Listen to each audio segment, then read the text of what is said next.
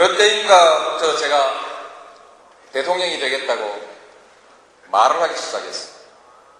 많은 분들이 제게 무엇을 했느냐를 묻지 않고 무엇을 하겠느냐, 비전을 내놓으라고 했어요. 비전을 생각해 봤습니다. 제 마음에 가장 드는 비전, 그것은 전두환 대통령이 50대 내놨던 정의로운 사회였습니다. 노태우 대통령이 내놨던 보통 사람의 시대도 상당히 매력있는 비전이었습니다. 신한국, 세계화, 정보화, 개혁, 문민정부의 비전도 참 좋았습니다. 저는 국민의 정부의 비전은 달달합니다. 민주주의, 시장경제, 생산적 복지, 남북화해, 노사협력, 지식기반 사회.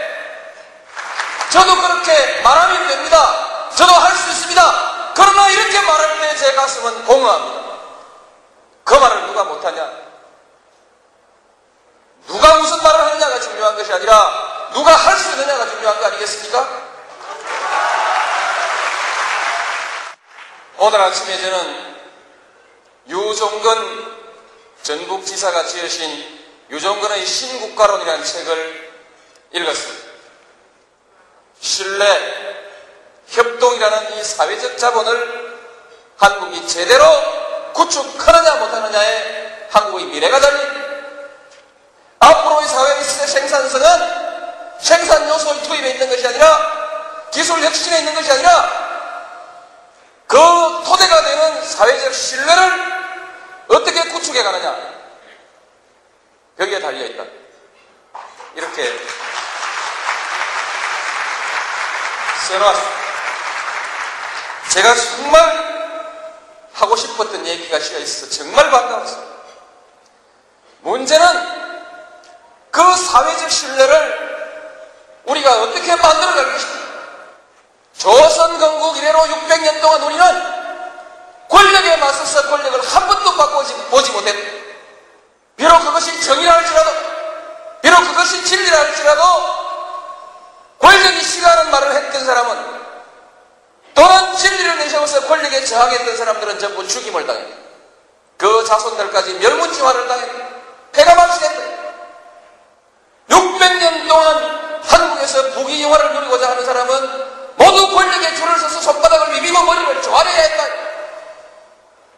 그저 밥이나 먹고 살고 싶으면 세상에서 어떤 부정이 저질러져도, 어떤 불의가 문 앞에서 벌어지고 있어도, 강자가 부당하게 약자를 짓밟고 있어도 모른 척하고 고개 숙이고 외면했어요. 눈 감고 귀를 막고 비굴한 삶을 사는 사람만이 목숨을 부지하면서 밥이라도 먹고 살 수 있던 우리 600년의 역사, 제 어머니가 제게 남겨주었던 제 가훈은 야 이놈아, 모난돌이 정 만든다, 계란으로 밥이 치기다, 바람 부는 대로 물결 치는 대로 눈치보며 살아라. 80년대 시위하다가 감옥 간 우리의 정의롭고 혈기 넘치는 우리 젊은 아이들에게 그 어머니들이 간곡히 타일렀던 그들의 가훈 역시 야 이놈아, 계란으로 밥이 치기다, 그만둬라, 너는 뒤로 빠져라. 이 비겁한 교훈을 가르쳐야 했던 우리의 600년의 역사, 이 역사를 청산해야 한다. 권력에 맞서서 당당하게 권력을 한번 쟁취하는 우리의 역사가 이루어져야만이 이제 비로소 우리의 젊은이들이 떳떳하게 정의를 얘기할 수 있고 떳떳하게 불의에 맞설 수 있는 새로운 역사를 만들어낼 수 있다. 저는 민주당의 후보가 되는 순간 국민들에게 정계 재편을 제안할 것입니다. 지금의 이 정치 구도로서는 싸움밖에 할 것이 없습니다. 지역끼리 싸우니까 국회의원들도 국회에 가면 지역끼리 싸워야 합니다. 싸우지 않는 국회의원은 자기 고향에서 인기가 떨어집니다. 정치가 제대로 되려면 지역 구도를 해체하고 이념과 정책에 의해서 당을 다시 만들어야 돼요.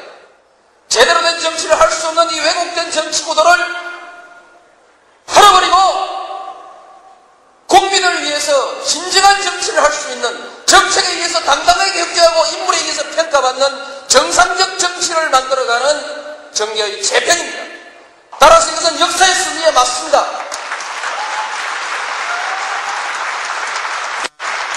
이 정계개편은 옛날 권력이 하던 정계개편과는 달리 뒷방에서 겁주고 돈 주고 쑥덕쑥덕 하면서 밤중에 야간 도주하듯이 보따리 싸들고 이당 저당으로 도망가는 그와 같은 정계개편이 아니라 당당하게 국민들에게 제안하고 국민들의 지지를 받고 그리고 그 국민들의 심판을 받아서 지역의 유권자들이 명령하는 대로 국회의원들이 당당히 자기가 가야 할 곳을 찾아가는 정정당당한 정계개편이 될 것입니다. 많은 한나라당 의원들이 남북 대화와 화해를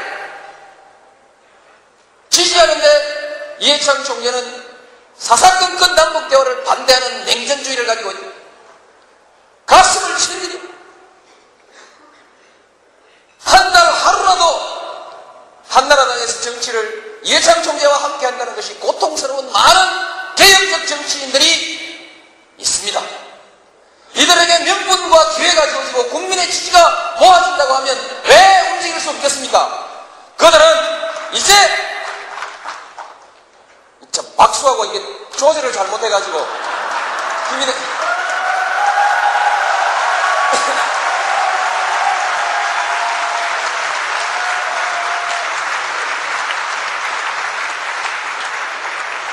정계개편 하면서 지방자치 선거 치르고 정계개편 완성하면서 대통령 선거 치르고 2003년 2월 새 정부가 출범할 때에는 우리 민주당이 여대 국회로서 안정된 정치적 토대 위에서 이제 본격적인 개혁을 그리고 본격적인 남북대화를 진행해 나갈 수 있는 그런 정당으로 그런 정부로 새롭게 출발하게 될 것입니다. 여러분,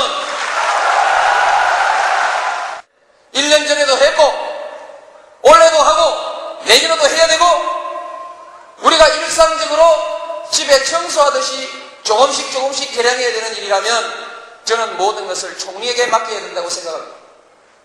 대통령은